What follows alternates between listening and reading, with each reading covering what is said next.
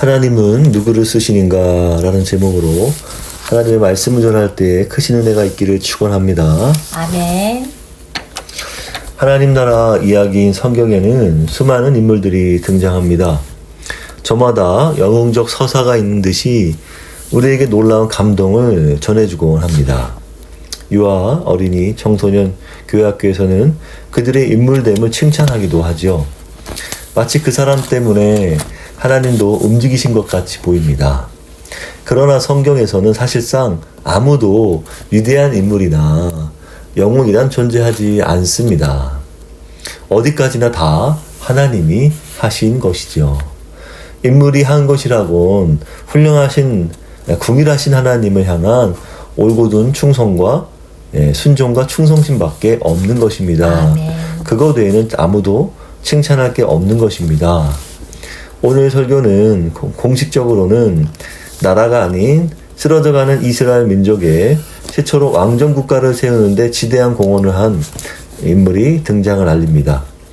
미래가 없는 이스라엘에는 아직 민족이 수많은 외세의 침략에도 완전히 망하지 않고 살아남은 것은 오직 하나님의 궁휼하심 때문이었습니다. 어두운 시대에 그분의 궁휼하심을 따라 한 영혼이 하나님께 바쳐졌습니다. 바쳐진 인물은 사무엘 선지자입니다. 이 이야기는 마지막 사사요 선지자요 제사장이었던 사무엘을 하나님이 부르시는 소명 이야기입니다. 소명이란 여러 뜻이 있는데요. 까닭이나 이유를 밝혀 설명하는 것이 아니고 재판에서 법관이 당사자의 주장이 사실이라고 받아들여지는 것을 말하는 것도 아닙니다. 이렇게 소명하라 먼저 이렇게 얘기하잖아요. 이제 성경에서 소명은요 바로 신의 부름을 받는 것을 바로 소명이다라고 말합니다. 콜링이라고도 하죠. 콜링. 그가 바쳐진 것은 하나님의 큰 그림에서 나온 것입니다. 사건의 시작은요 한 여인이 불임으로부터 시작합니다. 그의 어머니 한나에게는 안타깝게도 자녀가 없었습니다. 고대 시대에 여인에게 자녀가 없다는 것은 살았으나 죽은 존재와도 같았습니다. 여기서 불임은 미래에 대한 희망의 여지가 전혀 없음을 말합니다. 절망, 좌절 자체였습니다. 한나는 레이지파 그 핫사람인 남편 엘가나가 둘째 아내 브닌나와 결혼하는 것을 참아내야만 했는데요. 하나님은 처음에 부부제도를 세우실 때 창세기 2장 24절 둘이 한 몸을 이룰지로다 하며 일부 일처제를 말씀하셨습니다. 그런데 구약 율법은요 신명기 21장 15절 어떤 사람이 두 아내를 두었는데 라고 이제 시작하고 있거든요. 장자 상속권에 관한 말씀에서 일부 다처를 율법이 용인하고 있음을 알 수 있습니다. 신명기 25장은 형이 자녀 없이 죽으면 동생이 형수를 취하여 자녀를 낳아서 형의 대를 잇는 형사치수법도 인정하고 있다는 점에서 하나님은 전쟁이 많은 고대 시대에 가족과 지파와 민족이 계속 대가 끊어지지 않도록 일부 다처제를 용인하셨습니다. 그런데 둘째 아내 브닌나가 자녀를 낳자 가족들이 실로 성막에 하나님을 예배하러 올라갔는데요. 브닌나는 올라갈 때마다 한나에게 화를 돋우며 업신여겼습니다. 하나는 브닌나로부터 수모와 멸시를 당해야 했고 그런 여자와 같이 살아야만 했습니다. 엘가나는 한나의 아픔을 알았고 그를 위해 도움이 될 만한 무언가를 했지만 남편이 어떠한 위로도 한나에게는 위로가 되지 못했습니다. 한나의 마음에는 한이 서렸습니다. 자신에게 무슨 잘못이 있는지, 도무지 나는 왜 자녀를 낳을 수 없는 것인지 처절한 무력감에, 여기도 무기력이 나오네요. 너무나도 원통하고 비참했습니다. 여기서 우리는 한나를 통해서 당시 이스라엘을 보게 됩니다. 자녀 없는 이의 애절한 고통은 하나님이 통치하시는 이스라엘의 하나님의 백성의 자녀가 없는 것과 같은 고통인 것을 말합니다. 그게 맥락이 지금 같다는 얘기예요. 한나의 부림은 곧 이스라엘의 부림이었습니다. 그러나 한나는 이 문제를 보복하거나 절망하기보다 하나님께 기도를 택했습니다. 자신의 문제를 진심 어린 마음으로 하나님께 토로한 것입니다. 자신의 괴로운 심정을 하나님께 쏟으며 오열하였습니다. 그리고 간곡히 아뢰었습니다. 하나님께 눈물로 호소하며 마침내는 이런 서원까지 하였습니다. 제게 아들을 주신다면 그 대가로 반드시 아이의 평생을 하나님께 바치겠다고 서원한 것입니다. 그것은 나실인의 서원이었습니다. 나실인 서원이란 사람이 자녀를 하나님께 바치겠다고 모든 것을 구별하는 하나님과의 약속을 말합니다. 그런 통곡의 기도를 하나님이 받으셨습니다. 생명의 주관자가 들으신 것입니다. 하나님은 그의 태를 여사 주신 자식이 바로 사무엘이었습니다. 한나는 실로에 올라가 서원제를 드리며 수소를 잡고 아이를 데리고 엘리에게 가서 말하기를, 사무엘상 1장 26, 27절, 나는 여기서 내 주 당신 곁에 서서 여호와께 기도하던 여자라. 이 아이를 위하여 내가 기도하였더니 내가 구하여 기도한 바를 여호와께서 내게 허락하신지라. 그러므로 나도 그를 여호와께 드리되 그의 평생을 여호와께 드리나이다 하고 그가 거기서 여호와께 경배하니라. 아멘. 한나는 받은 은혜대로 사무엘의 평생을 하나님께 돌려드렸습니다. 아이가 젖을 뗀 후 성막에 올라가 아이 사무엘을 제사장으로 써달라고 엘리 제사장에게 맡긴 것입니다. 이 한 아이의 출생은 그저 개인적이고 가족적인 사건이 아니었습니다. 이스라엘 전체의 사건이었습니다. 이스라엘 공동체에 작은 희망의 불씨가 싹 튼 것입니다. 이렇게 이스라엘은 하나님의 은총을 입은 것입니다. 이로써 이스라엘의 새로운 미래가 열리게 되었습니다. 작은 희망의 불씨가 이제 싹 터서 이스라엘을 비추기 시작합니다. 이에 한나는 받은 수모를 감사와 기쁨으로 승화시켜 하나님께 기도로 찬양하였습니다. 주님 외에는 다른 신은 없고 하나님 같은 반석도 없습니다. 교만한 자들아 잘난 체 말하라. 거만한 자들아 우쭐내지 말아라. 하나님은 모든 것을 아신다. 너희 행위를 저울에 달아보신다. 용사의 활이 꺾이고 연약한 자가 강해졌다. 한때 배불리 먹던 자들은 이제 굶주렸고 지금까지 굶주리던 자들은 이제 줄이지 않게 되었다. 자식을 못 낳던 자는 일곱을 낳고 자녀를 많이 둔 자는 자식 없는 신세가 되었구나. 여호와는 죽이기도 하시고 살리기도 하시며 여호와는 가난하게도 하시고 부하기도 하시며 낮추기도 하시고 높이기도 하신다. 가난한 이를 먼지에서 일으키시고 궁핍한 이를 거름더미에서 일으키시어 귀한 이들과 한자리에 앉히시며 영광스러운 자리를 차지하게 하신다고 말입니다. 그렇게 한나의 찬양이 놀라운 것은 그가 그저 개인의 아픔에 응답하신 하나님이 아니라 하나님의 주권과 통치가 얼마나 위대한지 노래하기 때문입니다. 그분이 우주를 다스리는 분이며 홀로 하나님이신 것을 노래하는 것입니다. 그분은 세상의 권세를 뒤집으시며 낮은 것을 세우시며 반전의 하나님이시라 말이죠. 그렇죠? 예, 내용이 다 반전의 얘기를 하고 있습니다.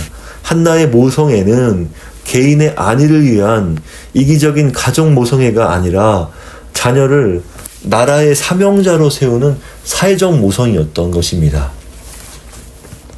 사회적 영성이었기 때문에 사회적 모성애가 있었던 것입니다. 이 같은 하나님의 뜻에 동일시하는 신앙이었기에 사무엘이란 인물을 낳을 수 있었던 것입니다. 그렇게 부림이었던 여인에게서 아이가 태어났다는 것은 어느 시대를 막론하고 흔히 볼 수 있는 일이 아니었습니다. 이것은 고대로부터 이어온 몇천 년의 역사 이스라엘에서도 사라와 리브가, 라헬, 엘리사의 수낸 여인과 엘리사벳 외에는 찾아볼 수가 없었던 것입니다. 지금 몇 명이죠? 사라, 리브가, 라헬, 엘리사의 수낸 여인, 엘리사벳 5명밖에 없는 것입니다. 하나님은 그렇게 한나를 쓰셨습니다. 그리하여 하나님께서는 사사시대였던 당대의 대제사장 엘리를 버리시고 어린애 사무엘을 들어 쓰시게 됩니다. 사무엘은 망해가는 이스라엘을 살리기 위해 하나님이 준비시킨 사람이었습니다. 한나의 절실한 기도와 신앙으로 낳은 사무엘은 대제사장 엘리 가문의 양자로 입양되어서 하나님을 섬기게 되었습니다. 그런데 그 시대에 하나님 여호와의 말씀을 희귀하여 이상이 보이지 않았다고 말씀합니다. 어째서 여호와의 말씀이 희귀하고 하나님의 이상은 어째서 보이지 않았을까요? 희귀했고 이상이 보이지 않았다는 것은 하나님의 말씀을 듣기가 어려웠고 하나님의 환상으로 나타나지 않았다는 것을 말씀합니다. 하나님이 자신을 나타내시는 것을 우리는 계시라 부르는데요. 하나님이 자신을 계시하지 않았다는 것입니다. 하나님이 백성들에게 말씀해 주시는 일이 없었다는 것이죠. 그렇게 하나님의 자신을 나타내지 않는 시대는 어떤 시대? 불행한 시대입니다. 하나님은 왜 그들에게 나타나지 않으셨을까요? 그들이 불순종하기 때문인 것이죠. 이스라엘이 하나님을 온전히 섬기지 않기 때문에 하나님께서도 그들에게 침묵하시는 겁니다.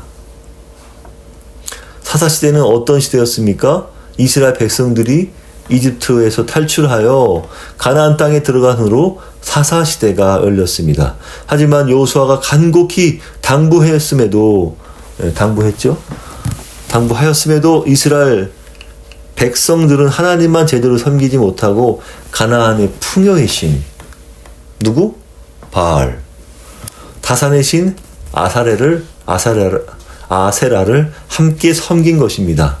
그럼에도 하나님은 여러 사사들을 세워서 이스라엘이 하나님께 돌이키도록 하나님을 섬기도록 노력하셨는데도 불구하고 이들은 하나님만을 온전히 예배하지 못하는, 섬기지 못하는 나라였습니다.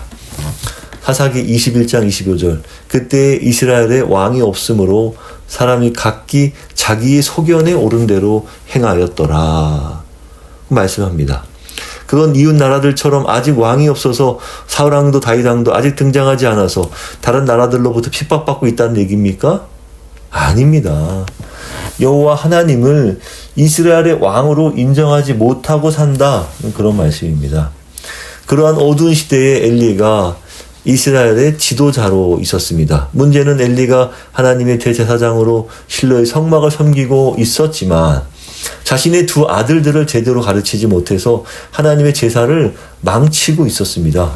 그 아들들도 아버지를 따라 제사장직을 수행했지만 잘못된 불을 들인 아론의 아들 나답과 아비후처럼 두 아들 홈리와 비누아스는 하나님의 제사를 능멸하였습니다. 그들은 첫째 제사 규정을 위반하였습니다. 물론 제사장으로서 희생제물의 일부를 받을 권리가 있었습니다. 화목제물에서 레위기 7장 34절 내가 이스라엘 자손의 화목제물 중에서 그 흔든 가슴과 등 뒷다리를 가져다가 제사장 아론과 그의 자손에게 주었나니 이는 이스라엘 자손에게서 받을 영원한 소득이니라. 제사장의 소득이라는 거예요. 신명기 18장 3절 제사장이 백성에게서 받을 몫은 이러하니 곧 그 드리는 제물의 소나 양이나 앞다리와 두 볼과 위라 이것을 제사장에게 줄 것이요. 그 제사장이 그들로부터 늘 받아야 할 제사를 드릴 때 받을 몫이 있다는 거예요. 그러나 그들은 제사장의 몫이라는 명분하에 규정을 어기고 예배 규정을 어기고 고기가 다 익기도 전에 고기를 강제로 가로채 갔습니다.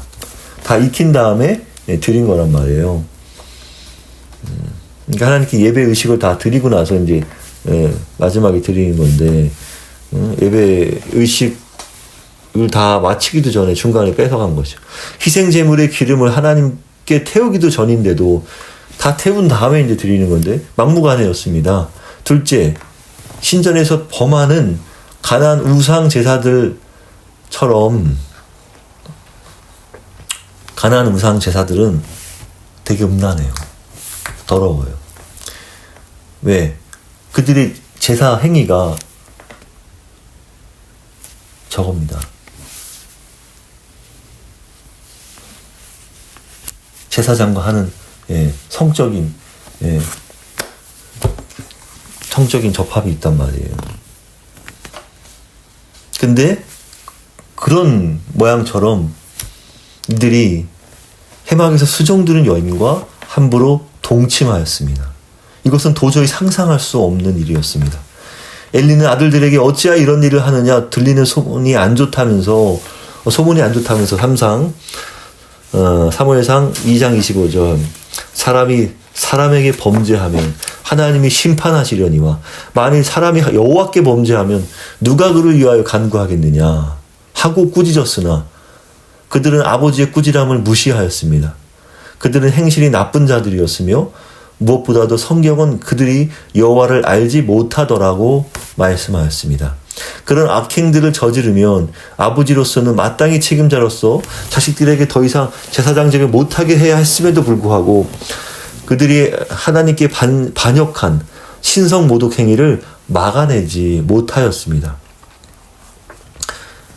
아버지로서 권위가 없는 것인지 늙어서 통제할 능력이 없었는지 물리적으로 제사장직에서 쫓아내지 못한 것입니다. 나이 차이가 많이 나니까 아버지가 너무 늙었다 보니까 자식들이 만만하게 본 거예요. 아버지 말을 우습게 여긴 거지.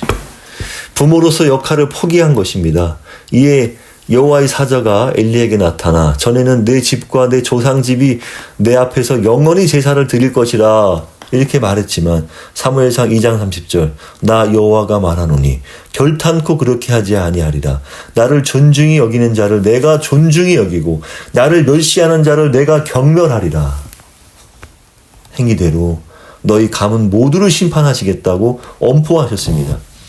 그리고 사무엘상 2장 35절 내가 나를 위하여 충실한 제사장을 일으키리니 그 사람은 내 마음 내 뜻대로 행할 것이라 말씀하셨습니다. 그런 와중에 아이 사무엘은 자랐으며 여호와와 사람들에게 더욱 은총을 받았습니다.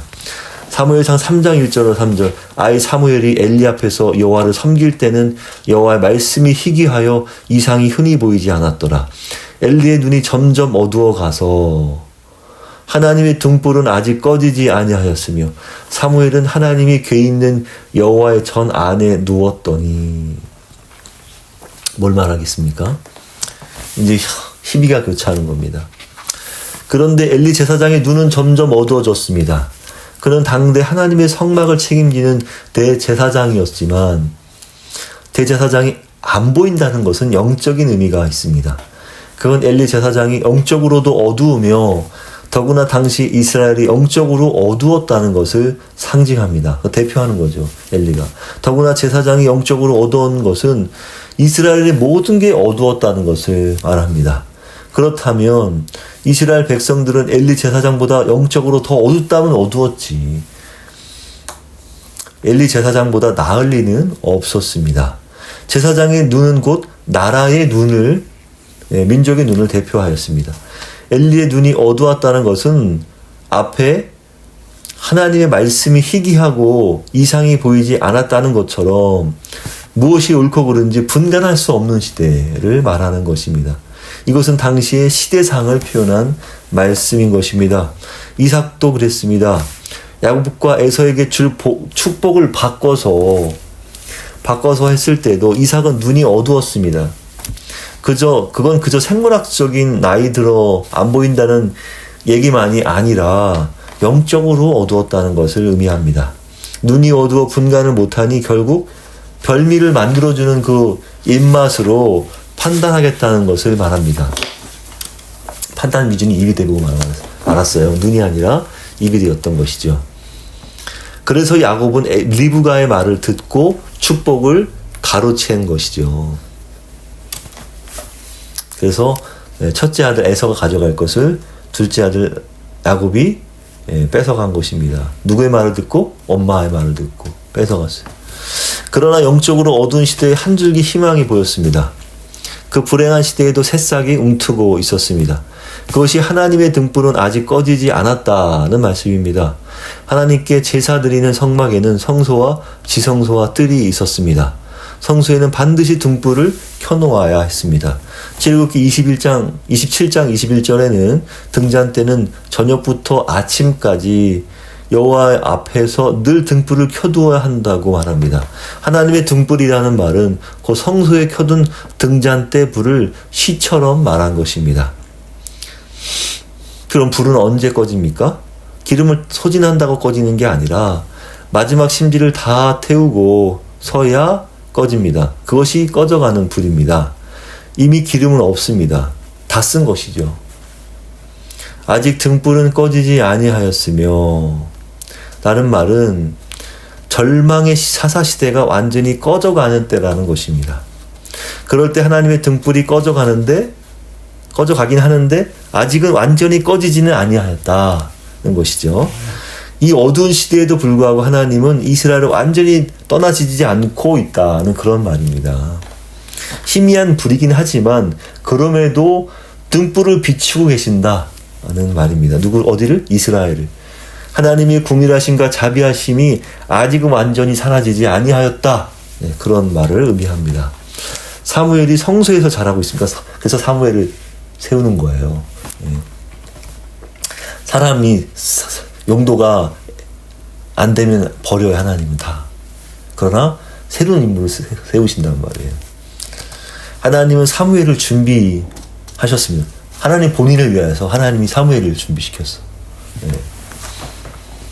어린 사무엘을 부르시고 훈련시키시고 계셨다는 겁니다. 꺼져가는 등불도 끄지 아니하신다는 것을 그 성소의 작은 불빛 아래에서 자라고 있는 아이 사무엘로 하여금 나타내고 계신 것입니다. 그 불빛 아래 비추고 있잖아요. 누가? 사무엘이 지금 비춤을 받고 있잖아. 되게 큰 은유를 좀 담고 있어요. 이게 지금. 그런데 3절의 사무엘은 여호와의 전 안에 누웠는데 그것도 말 그대로 하나님의 은혜를 입고 있는 아이다라는 것을 알게 합니다. 그때 희한한 일이 일어납니다. 바로 하나님이 나타나시는 거죠. 여호와께서 나타나십니다. 누구에게 나타납니까?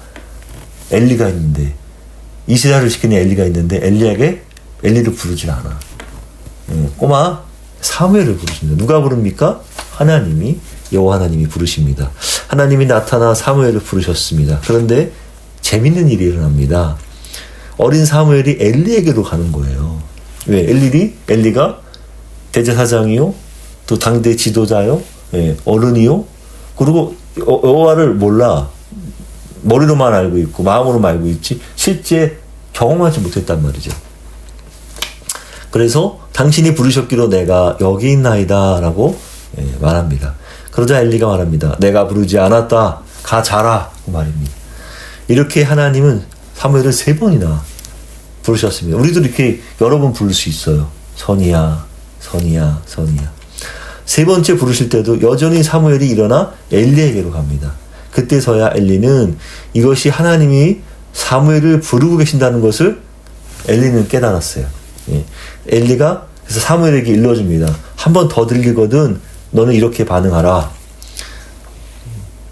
바로 하나님이 부르심에 반응하는 법, 하나님의 음성 듣는 법을 가르쳐 준 것입니다. 하나님의 말씀을 듣는 법은 여호와여 말씀하옵소서 주의 종이 듣겠나이다. 이렇게 기도해야 합니다. 우리도 기도할 때 여호와의 말씀하옵소서 주의 종이 듣겠나이다. 이렇게 기도해야 합니다. 그래야 하나님의 음성을 들을 수 있어요. 사무엘이 아직 여호와를 알지 못하고 라는 말은 사무엘이 하나님을 믿지 않았다는 얘기가 아니라 이런 경험이 없었다는 얘기죠. 워낙 말씀과 이상이 희귀한 시대였기 때문에 하나님이 이렇게 나타나신 적이 없었다.